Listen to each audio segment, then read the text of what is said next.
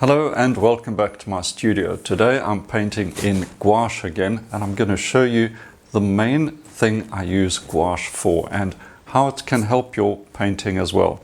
So let's dive in and see what is one of the most useful ways to use gouache paint.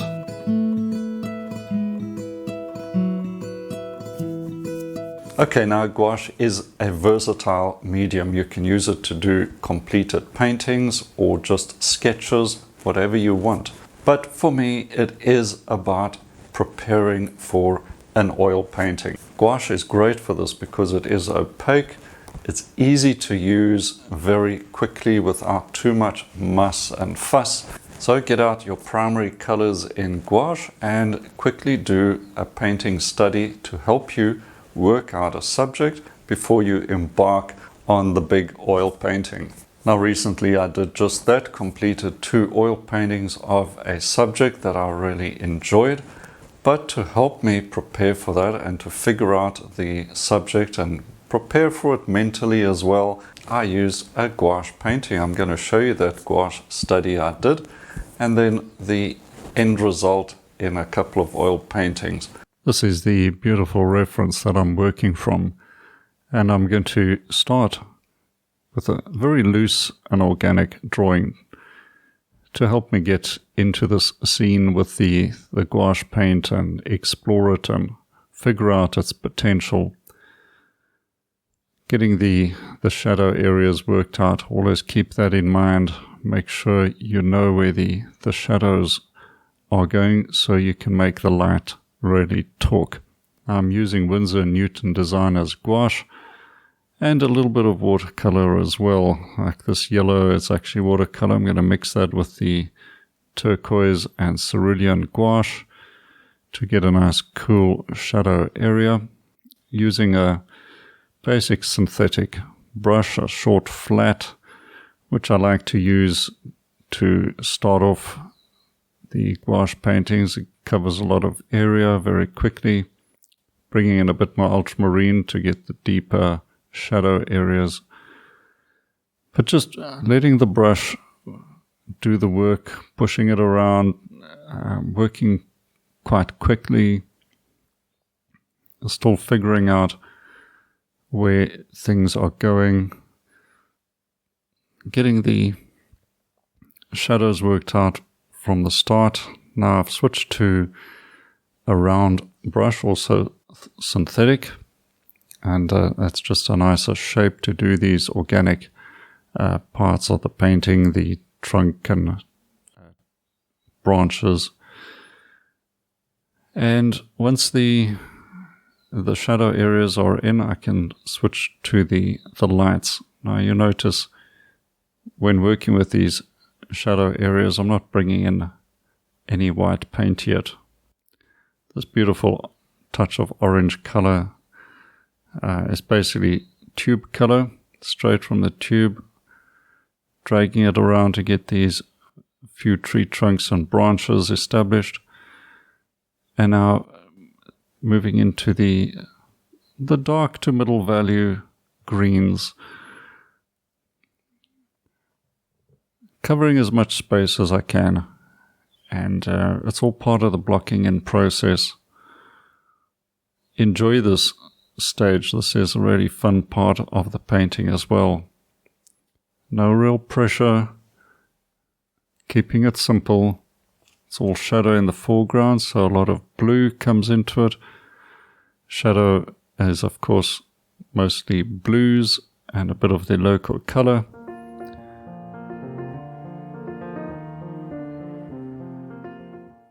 The middle ground is quite a tricky little area in between the trees and the distant trees as well, and the foreground trees and distant trees. Right, clean off the palette so I can get into the light colors with a clean start. Now bring in the white gouache paint to get that strong opaque color. Warming up the sky blue, that's some cerulean, a touch of yellow and white.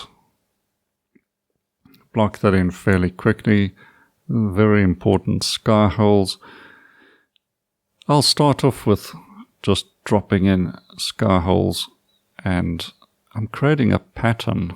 When I'm, I think, happy with the pattern, then the painting's done. So a lot of these shapes are going to change during the course of the painting. It's seldom you get it absolutely right from the beginning. I'm pretty much happy with where my focal point is and the big tree and the other trees, but around that things develop fairly organically. But as I said, when the overall pattern is pleasing, you have completed the painting. The distant tree line is very vague and not much of a strong value contrast. There are some lights and shadows, but they're quite soft, and that's of course helps to create the illusion of distance. There'll be some shadows and light across that middle ground.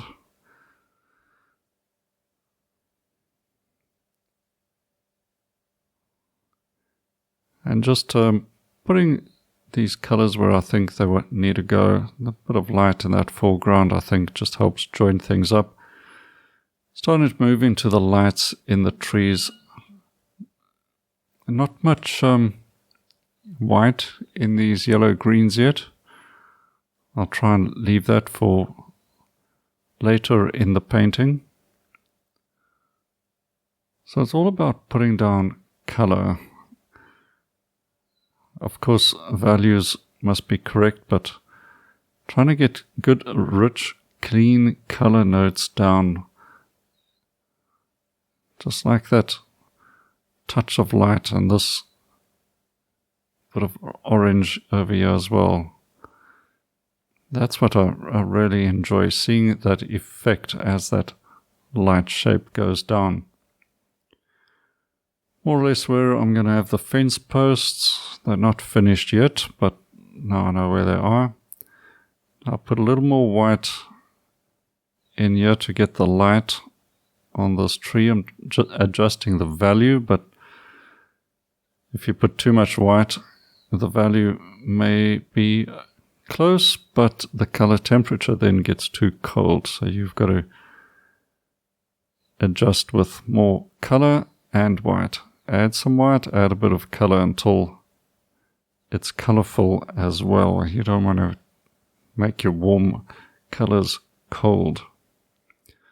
Alright, bit of alizarin and ultramarine to get some dark branches, just to add some calligraphy against that skyline and the tree shapes, and some blue to suggest branches in shadow. And this blue really works so nicely against the orange colors, that complementary relationship, adding a bit of a zing to the painting. Okay, so far I'm fairly happy with how it's progressing. Very light tree trunks in the direct light in the distance there. But I want to just get this horizon line kind of worked out. So I'm putting this blue line in where the horizon line is, so I can work really on the middle ground, that little space between the foreground trees and the distant trees. So most of that horizon line is just going to disappear, of course, but I need to just consolidate the distant trees and separate them from the middle ground, or that meadow. So dropping in color notes, trying to get an interesting series of shapes back there, but not getting things too defined. It's got to be bright and colorful, but receding as well. And now some lighter notes in the meadow itself to distinguish that as a separate area. A little more color. You notice how that white just made it so cool, so I've got to bring in more yellow. And now I'm starting to get that sense of space between the foreground tree, the meadow, and the distant trees. Harmonize the painting by moving colors around the scene, getting some orange up into the trees. So that orange appears in the trees, the tree trunk, the fence posts. The yellows obviously also in the trees and the field and the distant trees. So getting a harmony of light and color throughout.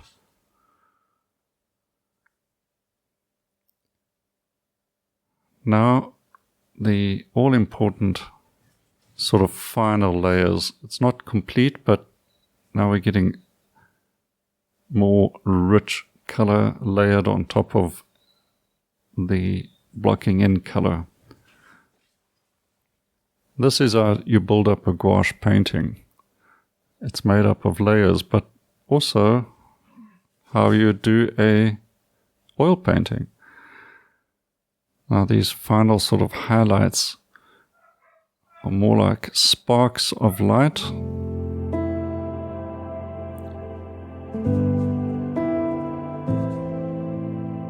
Not too many of them.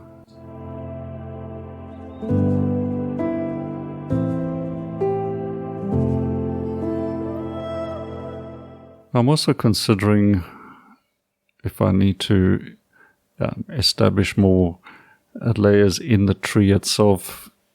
Are there too many branches? Is it a little distracting? So I'll get some more sky holes put in, and there's a bit of cloud there just to add a bit of sparkle in the sky. Some highlights on the yellows because of course gouache dries very quickly. But yeah, just perhaps a little too busy in those trees. So I'm getting some bigger shapes in and covering up some of the busyness, consolidating, re-establishing some of the darks. There's quite a lot of shadow on the right-hand side of these trees, so I put more of that back. As so often happens as you progress through a painting, you lose a lot of your shadow colors and darks, so you may have to re-establish them. Just putting a few more darks in here at the base of the trees, add some strength and structure, and then I can come back in with the lights again. Start dropping in a few highlights as well, a bit more white and yellow to get a couple of bright color notes in the meadow. Now you can see how that meadow has taken shape and that horizon line has kind of turned into shadows of the distant trees. Now let's get a few of the little highlights are lost when re-establishing the darks. Yes, this back and forth play with your painting is unfortunately part of the deal. Well, certainly for me, it's a constant, almost like a dance back and forth.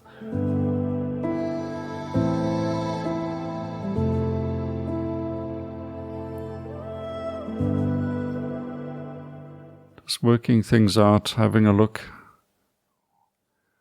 Clean up the foreground.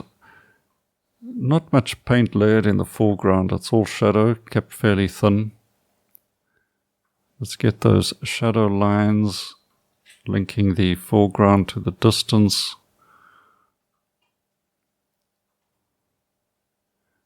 Now, as I said in the beginning, I'm creating a pattern of shapes and fairly happy with the pattern at the moment. Getting those fence posts now properly established, and they create a nice little vertical element. Tying things up as well, linking foreground to background. Clean up some of the sky holes.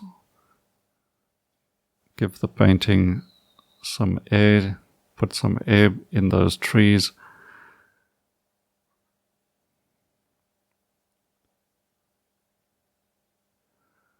So pretty much done, I would say.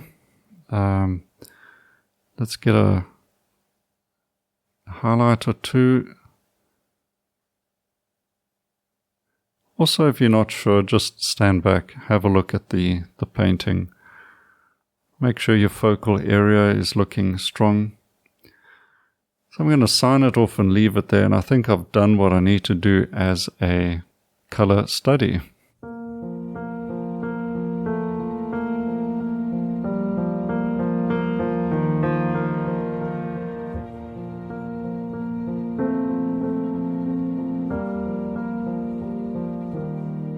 Well, I hope you enjoyed that little demo of a color study in Gouache Paint, and I really do recommend that you get a few tubes of gouache. You just need the primary colors and of course white, very important with gouache painting, and put those aside whenever you want to start a new subject. Try it out first with a few gouache studies and then embark on your acrylic painting or your large-scale oil painting much better prepared, and this should come through in the result as well. Okay, if you enjoyed this video, found it useful, please give it a like.